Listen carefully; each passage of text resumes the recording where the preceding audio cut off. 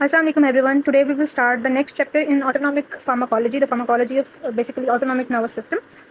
तो उसके अंदर हमने आज स्टार्ट करनी है sympathomimetics. We are done with the cholinomimetics and cholinolytic drugs that include cholinergic direct and indirect acting cholinergic agonist और उसके अलावा we have done cholinergic antagonist as well. और इंट्रोडक्शन वाले चैप्टर हमने कर लिया था. ठीक है. Sympathomimetics are basically those drugs that mimic the action of sympathetic nervous system, as we have discussed in cholinergic agonist as cholinomimetics, जो कि acetylcholine के एक्शन को बेसिकली मिमिक कर रहे होते हैं. ठीक है. So let's begin with the chapter. वही पैटर्न होगा हमारा. We will discuss with the book and then मैं आपको कुछ इंपॉर्टेंट पॉइंट्स बता दूंगी जो आपसे ऑस्पी वाइवा के अंदर पूछ सकते हैं, आपसे रिटन में पूछ सकते हैं, एमसीक्यू के लिए इंपॉर्टेंट होगा. I am going to tell you and don't forget to practise MCQs from the exercise of Lippincott, this mini Katzung and practice skill keepers of mini Katzung and the scenario that is written at the start of the chapter in big Katzung as well. आपने ये चीज़ें ज़रूर पढ़नी है. और अगर MCQs की practice करनी है फार्माकोलॉजी के लिए तो प्री टेस्ट फार्मा के नाम से एक बुक आती है, उसको वहाँ से प्रैक्टिस करें. जनरल फार्मा की करनी है, किसी भी स्पेशल फार्माकोलॉजी की किसी भी टॉपिक की करनी है, चैप्टर की करनी है, वहाँ से करें. बहुत अच्छे एमसीक्यूज़ वहाँ पर दिए हुए एग्जाम ओरिएंटेड.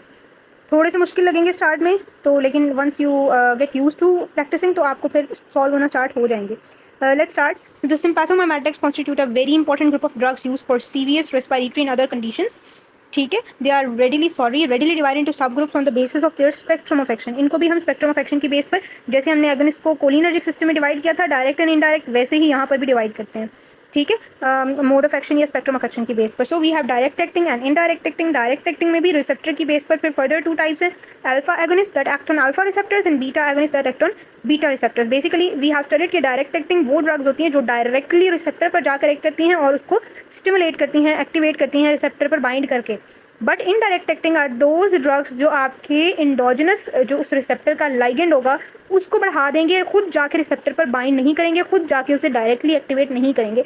सो इनका इनडायरेक्ट एक्शन होता है. That's why we call them indirect acting drugs. ठीक है. फिर अल्फा एगोनिस्ट में भी हमने फर्दर रिसेप्टर सेंसिटिविटी सेलेक्टिविटी की बेस पर alpha 1 selective, alpha 2 selective that particularly act on alpha 1 and alpha 2 receptors respectively, और नॉन सेलेक्टिव होते हैं जो दोनों पर एक्ट कर रहे होते हैं. बीटा एगोनिस्ट बीटा रिसेप्टर्स 3 तरह के होते हैं, बट थर्ड वाले को हम फार्माकोलॉजिकली यूज़ नहीं करते, सो 2 ही डिस्कस होते हैं. तो इसमें भी बीटा 1 सेलेक्टिव, बीटा 2 सेलेक्टिव और नॉन सेलेक्टिव ड्रग्स आ जाती हैं. ठीक है. और इनडायरेक्ट एक्टिंग के अंदर वी हैव रिलीजर्स जो कि आपके एंडोजेनस लाइगेंड के रिलीज को बढ़ा दें, और सेकंड है रीअपटेक इनहिबिटर्स जो कि उसके रीअपटेक को कम कर दें. दोनों चीज़ें will result in increase in concentration of epinephrine और epinephrine in the synaptic cleft, जो कि हम सिम्पैथेटिक सिस्टम की बात करें. And then those epinephrine and non epinephrine will bind to the receptors and increase concentration will lead to increase stimulation of receptors. So this is the basic understanding of the classification. अब यहाँ पर इन्होंने मजीद इसको explain किया हुआ है. Let's read. Adreno receptors are classified as alpha, beta और dopamine receptors. सिर्फ रीनल वास्कुलर एंडोथेलियम के ऊपर डोपामीन रिसेप्टर्स होते हैं, बाकी सारी जगह अल्फा और बीटा होते हैं सिम्पैथेटिक नर्वस सिस्टम के अंदर. दीज ग्रुप्स आर फर्दर सब डिवाइडेड इनटू सब ग्रुप्स, जिसमें एपिनेफ्रिन है. अच्छा, रिसेप्टर सेंसिटिविटी की बेस के ऊपर एपिनेफ्रिन में भी considered a single prototype agonist जिसके पास अल्फा इफेक्ट्स भी हैं, बीटा इफेक्ट्स भी हैं. ठीक है. दोनों रिसेप्टर्स पर एक्ट करता है. उसके बाद फिनाइलेफ्रिन है, वो आपका सिर्फ अल्फा रिसेप्टर्स पर एक्ट करेगा. आइसोप्रोटेरेनॉल है, वो सिर्फ बीटा रिसेप्टर्स पर एक्ट करेगा. So they are selective for receptors. अच्छा, इसमें वो वाली ड्रग्स यहाँ पर वो नहीं लिखी हुई जो अल्फा और बीटा दोनों पर एक्ट करती हैं. डायरेक्ट एक्टिंग में एक थर्ड क्लास भी है जो अल्फा रिसेप्टर्स पर भी एक्ट करती है, बीटा रिसेप्टर्स पर भी एक्ट करती है. ठीक है. सो उसको भी जहन में रखिएगा. उसके बाद है जी, and the just mentioned drugs have relatively little effect on dopamine receptors, but dopamine itself is a potent dopamine receptor agonist. जब हम एज अ ड्रग उसको देते हैं तो उसका उतना अफेक्ट नहीं आता, बट एंडोजेनस का बहुत ज़्यादा अफेक्ट होता है. Secondly, it can also activate beta receptors. Dopamine जो है वो आपका बीटा रिसेप्टर्स और अल्फा रिसेप्टर्स को भी एट दीज डोजेस एक्टिवेट कर सकता है, but this action is not very much use pharmacologically. हम लोग इनके सेलेक्टिव रिसेप्टर एगोनिस्ट ही यूज़ करना प्रेफर करते हैं. ठीक होगी बात. Now we have mode of action. Sympathomimetic agonist में directly activate their adreno receptors, जैसे मैंने बताया, या तो वो डायरेक्ट करेंगे या इनडायरेक्टली एंडोजेनस कैटेकोलामीन ट्रांसमीटर की with in the synapse concentration को बढ़ा देंगे, जिसमें एम्फीटामीन डेरिवेटिव्स और टायरामीन जो हैं वो स्टोर्ड कैटेकोलामीन के रिलीज को बढ़ा देते हैं. That's why we call them releasers. ठीक है. उनके जैसे न्यूरोट्रांसमीटर के अंदर वेसिकल के अंदर वो स्टोर होंगे, उनके रिलीज को बढ़ा देंगे into the synaptic cleft, and therefore they may mainly indirect in their mode of action. और कोकीन और ट्राईसाइक्लिक एंटी डिप्रेसेंट्स जो हैं वो हमारे पास जो रीअपटेक मैकेनिज्म है उसको ब्लॉक करते हैं. अच्छा, उसको हम पढ़ते हैं. उसके बाद यहाँ कुछ डेफिनेशंस लिखी हुई हैं. एनोरेक्सिएंट वो ड्रग होती है जो आपकी एपेटाइट, एनोरेक्सिया होता है ना, एपेटाइट कम हुई होती है. एनोरेक्सिएंट फिर वो ड्रग जो आपकी एपेटाइट को कम कर दे. ठीक है। उसके अलावा यहाँ से ऐसी कोई इतनी इंपॉर्टेंट डेफिनेशन नहीं है जो आपसे एग्जाम में पूछ लें। बाकी अपनी अंडरस्टैंडिंग के लिए if you want to read आप उसको पढ़ सकते हैं। डीकंजेस्टेंट लिखा हुआ है यहाँ पे। अभी हम इन ड्रग्स की एप्लीकेशंस के अंदर पढ़ेंगे कि कुछ को हम एज ए डीकंजेस्टेंट यूज़ करते हैं। सो वो क्या होता है, an alpha agonist drug that reduces conjunctival, nasal और oropharyngeal mucosal vasodilation by constricting blood vessels in the submucosal tissue. Sometimes नाक बंद हो जाता है ना, नाक में या आपके साइनसेस बंद हो जाते हैं, कंजेशन हुई होती है, उसको नेज़ल कंजेशन कहते हैं। समटाइम्स कंजक्टाइवा में हो जाती है। तो इस कंडीशन के अंदर जब हम ऐसे पेशेंट को अल्फा एगोनिस्ट देते हैं ना, तो उसकी ब्लड वेसल्स कंस्ट्रिक्ट करती हैं और वहाँ पर बेसिकली कंजेशन इन्फ्लेमेशन की वजह से हुई होती है। तो इन्फ्लेमेशन में वेजोडाइलेशन से क्या हो रहा होता है, इन्फ्लेमेटरी मार्कर्स वहाँ पर ज़्यादा आ रहे होते हैं, इन्फ्लेमेशन को ज़्यादा कर रहे होते हैं। तो जब हम अल्फा एगोनिस्ट देते हैं तो वहाँ पर वेजो कंस्ट्रक्शन हो जाती है, जिसकी वजह से वो इन्फ्लेमेटरी जो सेल्स हैं, मार्कर्स हैं, वो नहीं वहाँ पर आ रहे होते और इस तरह से इन्फ्लेमेशन कम हो जाती है and the patient feels better. So ये बेसिकली डीकंजेस्टेंट है। उसके बाद यहाँ पर बताया हुआ टेबल के अंदर type of adrenal receptors outside the CNS, alpha, beta और डोपामीन, इनकी लोकेशन, इनके क्या क्या एक्शन है, अभी हम आगे पढ़ते हैं। यहाँ टेबल में उन्होंने सारे समराइज करके लिखे हुए हैं। Again receptor location is very very important to study their affects.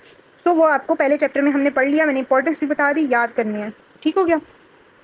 तो ये मैंने बता दिया आपको कि एंटी डिप्रेसेंट्स और कोकेन जो हैं they inhibit reuptake of catecholamines by inhibiting. In case of norepinephrine उसका ट्रांसपोर्टर होता है नेट, उसको ब्लॉक करते हैं, और डोपामीन के केस में डैट होता है डोपामीन का ट्रांसपोर्टर, उसको ब्लॉक करते हैं ये ड्रग्स। और उससे क्या होगा, उनका रीअपटेक नहीं होगा back into the pre synaptic membrane, और वो आपकी within the synapse they will retain and they will increasingly bind to the receptors and action will be pronounced. उसके बाद है जी and thus increase the synaptic activity और release transmitter. तो complex sections of anti depressants हम पढ़ेंगे। Blockade of metabolism, blockade of catechol methyl transferase. जैसे हमने कोलिनर्जिक सिस्टम में पढ़ा था कि अगर हम उनका मेटाबॉलिज्म बंद कर दें तो एसिटाइलकोलिन की कंसंट्रेशन बढ़ जाएगी। यहाँ पर बेसिकली जब अच्छा ये एक समझने वाली बात है, कोलिनर्जिक सिस्टम के अंदर वी हैव स्टडीड कि एसिटाइलकोलिन रिलीज हुआ, ये हमारी प्री साइनेप्टिक मेम्ब्रेन है, ये पोस्ट साइनेप्टिक है, ये रिसेप्टर लगा हुआ है, ठीक है। यहाँ से एसिटाइलकोलिन रिलीज हुआ और वो आकर अपने पोस्ट साइनेप्टिक रिसेप्टर्स के ऊपर बाइंड कर गया और यहाँ से इफेक्ट प्रोड्यूस हो गया, depolarisation, whatever the effect would be. अब ये हर वक्त तो हमेशा तो नहीं लगा रहेगा, तो यहाँ पे क्या है, एक अल्लाह ताला ने एंजाइम रखा हुआ है एसिटाइलकोलिनेस्ट्रेज, जो कि इसको पकड़ के डिग्रेड कर देता है और इसके प्रोडक्ट्स जो बनते हैं उनको वापस से रिसाइकिल कर लिया जाता है। In case of cholinergic system we have this recycling mechanism और this mechanism is basically for the termination of action of acetylcholine on और कोलिनर्जिक सिस्टम। जबकि क्या होता है कि जब आप एपिनेफ्रिन और नॉर एपिनेफ्रिन की बात करते हैं, now let's suppose these orange dots are indicating epinephrine and nor epinephrine. Now what happens कि जब ऐसे एपिनेफ्रिन और नॉर एपिनेफ्रिन यहाँ रिलीज हुए, अपने रिसेप्टर के ऊपर बाइंड किए, नॉर्मल बात कर रही हूँ विदाउट एनी फार्माकोलॉजिकल इंटरवेंशन, उन्होंने अपना इफेक्ट प्रोड्यूस किया रिक्वायर्ड जो भी था। उसके बाद अब ये भी हमेशा यहाँ लगे नहीं रहेंगे because we do not want any effect to last endlessly, ठीक है। सो इनको भी यहाँ से उतरना है, इनका भी कोई डिग्रेडिंग रिसाइकलिंग मैकेनिज्म होना है। सो इनका जो बेसिकली टर्मिनेशन ऑफ एक्शन का मैकेनिज्म है वो 90% ये है कि ये डिटैच हो जाता है और इसको वापस से यहाँ से उठा लिया जाता है back into the pre synaptic membrane by those reuptake transporter, जैसे हमने नेट और डैट पढ़ा, ठीक है। सो 90% इसका ये मैकेनिज्म है। कुछ थोड़ी सी कंसंट्रेशन होती है जो कि यहाँ पर COMT एंजाइम हो सकता है जो उसको डिग्रेड कर दे और फिर उसका एक्शन टर्मिनेट हो जाए। सो दैट्स वाई अगर आप ये COMT इनहिबिटर देंगे तो कुछ खासा फायदा नहीं होगा क्योंकि बहुत थोड़ी सी कंसंट्रेशन है जो इससे मेटाबोलाइज हो रही है। लेकिन अगर आप ये चैनल ब्लॉक कर देंगे ना तो फिर बहुत सारा कैटेकोलामीन्स का जो लेवल है वो यहाँ ज़्यादा हो जाएगा और उनका एक्शन भी बढ़ जाएगा। तो ये चीज़ थी जो यहाँ पर ये लिखी हुई है। उसके बाद हमारे पास है जी दे ब्लॉकेड ऑफ दिस चैनल। अच्छा, COMT एक एंजाइम है और एक मोनोअमीन ऑक्सीडेज है, ये दोनों बेसिकली डिग्रेड करते हैं कैटेकोलामीन्स को। They have little direct effect on autonomic activity but MAO inhibition increases the stores of catecholamines and related molecules in adrenergic synaptic vesicles and thus may potentiate the action of indirect acting sympathomimetics। अब यहाँ पर एक तो MAO inhibition की मैंने आपको बताया, जैसे COMT है वैसे ही MAO मोनोअमीन ऑक्सीडेज एक एंजाइम है जो डिग्रेड करता है, वो तो बात हमने पढ़ ली। MAO का एक और फंक्शन ये है, मोनोअमीन ऑक्सीडेज क्या करता है कि आपके जो नॉरएपिनेफ्रिन होता है उसको वेजिकल, जो न्यूरोट्रांसमीटर वेजिकल होता है उसके अंदर जाने से पहले ही डिग्रेड कर देता है। तो जब हम इसके इनहिबिटर्स देंगे तो उसका स्टोरेज बढ़ जाएगा और फिर उसकी कंसंट्रेशन जो है वो इस तरह से बढ़ सकती है। लेकिन जो जैसा मेथड कोलिनर्जिक एंटागोनिस्ट में था, जो कोलिनर्जिक इनडायरेक्ट एक्टिंग एगोनिस्ट में था, वैसा यहाँ पर नहीं मिलेगा। ठीक हो गया। उसके बाद है जी chemistry and pharmacokinetics. The endogenous adrenal receptor agonist, उसकी उन्होंने बात की जो हमारी बॉडी में होते हैं, उनमें एपिनेफ्रिन है, नॉर एपिनेफ्रिन है, डोपामीन है। They are catecholamines, basically catecholamines is their chemical nature के इसमें कैटेकोल रिंग होता है, एक अमीन ग्रुप होता है, ठीक है। And they are rapidly metabolised by COMT and MAO। जब हम इन्हें ड्रग्स के तौर पे यूज़ करते हैं तो देयर इज़ द ड्रॉबैक कि ये ओरल रूट से तो इनएक्टिव होते हैं, ठीक है, ओरल रूट से ये वर्क ही नहीं करते, तो हमें इन्हें पारेंटली देना पड़ता है, यानी थ्रू IM, IV और subcut. When release from nerve endings they are subsequently taken up by NET and that.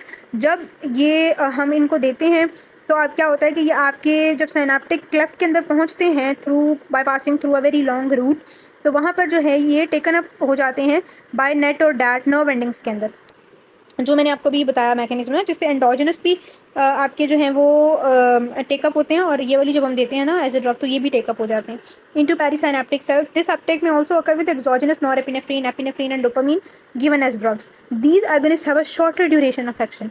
तो अगर हमें कोई लॉन्गर ड्यूरेशन ऑफ एक्शन वाली ड्रग चाहिए तो हमें हम इनके ही केमिकल नेचर में थोड़ा सा चेंज ले आते हैं, जिससे हम एक लॉन्गर ड्यूरेशन ऑफ एक्शन वाली ड्रग बना लेते हैं, ठीक है। These agonists have a short duration of action when given parenterally. They do not enter the CNS in significant amounts. एक ये चीज़ है, यानी ये तीनों ड्रग CNS में एंटर नहीं होती। आइसोप्रोटेरेनॉल एक सिंथेटिक एटिकोलमीन है, it is similar to our endogenous transmitters, लेकिन ये नर्व एंडिंग्स इसको टेकअप नहीं कर सकती, यानी कि इसका रिसाइकल मैकेनिज्म नहीं है, तो ये लॉन्गर ड्यूरेशन ऑफ एक्शन हो गया उसका।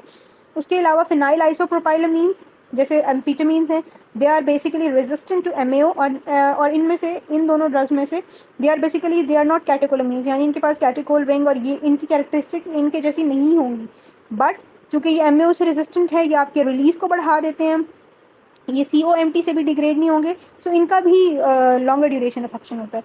Phenyl isopropylamines are orally active, they enter the CNS और उनके इफेक्ट्स जो हैं वो लॉन्गर ड्यूरेशन है। टायरामीन है, tyramine which is not a phenyl isopropylamine is rapidly metabolised by MAO। अब ये जो टायरामीन है ये ओरली इनएक्टिव होता है। This is also a compound which is not a catecholamine basically, ना ही ये फिनाइल आइसोप्रोपाइलमीन है, but it is metabolised by MAO, ठीक है। ऐसे पेशेंट्स जो MAO इनहिबिटर्स ले रहे हों ड्यू टू सम रीज़न, ऐसे पेशेंट्स के अंदर जब आप टायरामीन देंगे तो टायरामीन मेटाबोलाइज होता है MAO से, तो जब MAO ऐसे पेशेंट का इनहिबिट हुआ होगा यानी उसके अंदर टायरामीन मेटाबोलाइज नहीं होगा और टायरामीन की टॉक्सिसिटी हो सकती है, तो ऐसे पेशेंट के अंदर हम टायरामीन नहीं देते। आपके कुछ नेचुरल फूड प्रोडक्ट्स ऐसे हैं जिनके अंदर टायरामीन होती है, तो हम वो भी उस पेशेंट को कहते हैं आपने नहीं लेने, ठीक है, except who in patients who are taking an MAO inhibitor drug, ठीक है, अदरवाइज ये रैपिडली मेटाबोलाइज हो जाते हैं MAO से। MAO inhibitors are sometimes used in the treatment of depression, ठीक है, दैट्स वाई हमने कुछ पेशेंट्स की बात की वो ले रहे हो सकते हैं। Because tyramine is found in fermented foods, patients taking MAO inhibitors may have hypertensive reactions to such foods। अब hypertensive reaction क्यों है, वो इसलिए है बेसिकली टायरामीन क्या करता है, टायरामीन ना ये आप CVS मॉड्यूल में पढ़ेंगे, एक कंपाउंड बनाता है डोपामीन, और जब आप पेशेंट को टायरामीन देते हैं ना तो टायरामीन आपके नॉरएपिनेफ्रिन और एपिनेफ्रिन के रिलीज़ को बढ़ा देता है।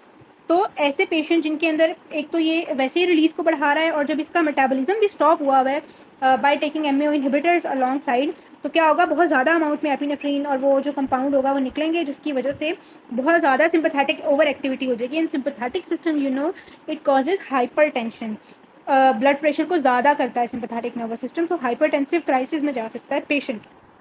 सो ये एक इंपॉर्टेंट बात है, पूछा जाता है एग्जाम में, क्वेश्चन आ जाता है कि MAO इनहिबिटर्स के पेशेंट्स में टायरामीन क्यों नहीं देते, या कौन सी प्रिकॉशन करनी चाहिए आपको MAO इनहिबिटर्स के पेशेंट के अंदर, ठीक है। So this is the thing.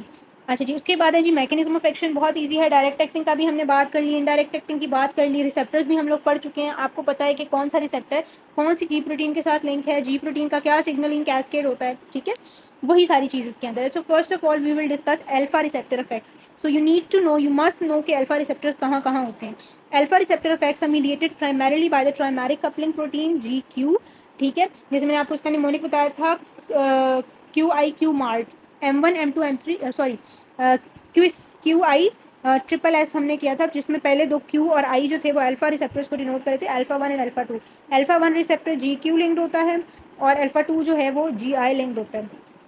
So mostly affects जो आते हैं ना अल्फा रिसेप्टर्स के सिंपैथेटिक नर्वस सिस्टम के अंदर, it is mediated by alpha 1 receptors और वो GQ लिंक्ड है। When GQ is activated phospholipase C activate होता है, उसके नतीजे में IP3 और DAG बनते हैं। IP3 जो है वो इंट्रासेलुलर सेकेंड मैसेंजर के तौर पर एक्ट करता है, वो आपके स्मूथ एंडोप्लाज्मिक रेटिकुलम से कैल्शियम रिलीज कराता है। जब कैल्शियम रिलीज होगा तो मसल कॉन्ट्रैक्शन होती है, कौन से मसल्स की, स्मूथ मसल्स की, और जब स्मूथ मसल्स की कॉन्ट्रैक्शन होगी तो क्या होगी, वेजो कंस्ट्रिक्शन होगी। So alpha 1 effects causes vasoconstriction, बहुत प्रोनाउंस्ड, बहुत मेजर इफेक्ट है अल्फा 1 रिसेप्टर्स का, vasoconstriction, that you never have to forget, ठीक है। सेकेंड कंपाउंड बनता है डैग। डैग क्या कराता है? अच्छा, direct gating of membrane calcium channels में also play a role in increasing intracellular calcium concentration. ये बात कह रही है कि एक तो हमने ये मैकेनिज्म पढ़ा ना कि IP3 के थ्रू स्मूथ एंडोप्लाज्मिक रेटिकुलम से कैल्शियम निकल रहा है और वो कॉन्ट्रैक्शन करा रहा है, बट जो डायरेक्ट कैल्शियम चैनल्स आपकी सेल मेम्ब्रेन के ऊपर लगे होते हैं ना, मसल की सेल मेम्ब्रेन के ऊपर, उनसे भी बाहर से कैल्शियम आ रहा होता है। So it also plays a role in increasing intracellular calcium concentration. Thirdly उन्होंने कहा है इंट्रासेलुलर एंजाइम जो है it is activated by DAG, तो वो डैग का ये फंक्शन है। अल्फा 2 रिसेप्टर्स की अगर हम बात करें तो वो GI लिंक्ड होता है और वो एडिनोलिल साइक्लेज को इनहिबिट करेगा। जब एडिनोलिल साइक्लेज इनहिबिट होगा तो क्या होगा? साइक्लिक AMP की कंसंट्रेशन कम हो जाएगी। So it is a inhibitory receptor.